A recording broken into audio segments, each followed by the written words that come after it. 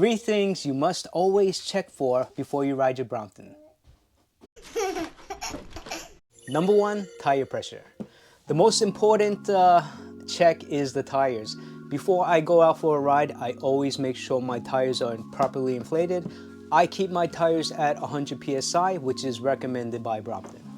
What can happen if you don't inflate your tires properly? It makes it easier for you to get a puncture and also adds rolling resistance, and you'll ride much slower. Number 2, the bike chain.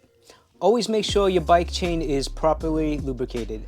When I ride my bike, I can tell if the chain needs to be lubricated or not. It'll feel very gritty and it'll become noticeable when I'm pedaling. I can feel the vibrations. And also you can hear it when you're changing gears often.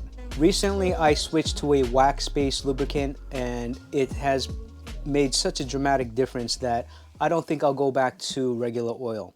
Before using this wax-based lubricant, I was using the Muck Off brand regular oil lubricant, which worked well, but it was quite dirty and a lot of dust accumulated onto the chain and it made cleaning a nightmare.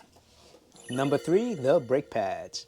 Now, the brake pads don't get worn, overnight, but if you have a new Brompton, you'll notice that the brake pad itself, it'll shift and move a lot.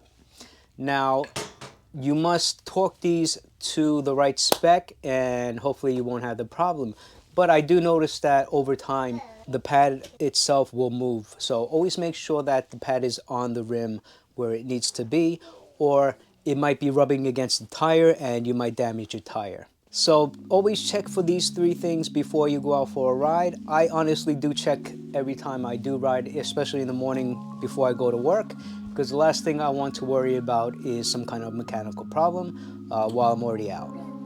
All right, so if you like this video, please like, share, and subscribe, and I'll see you guys next time. All right.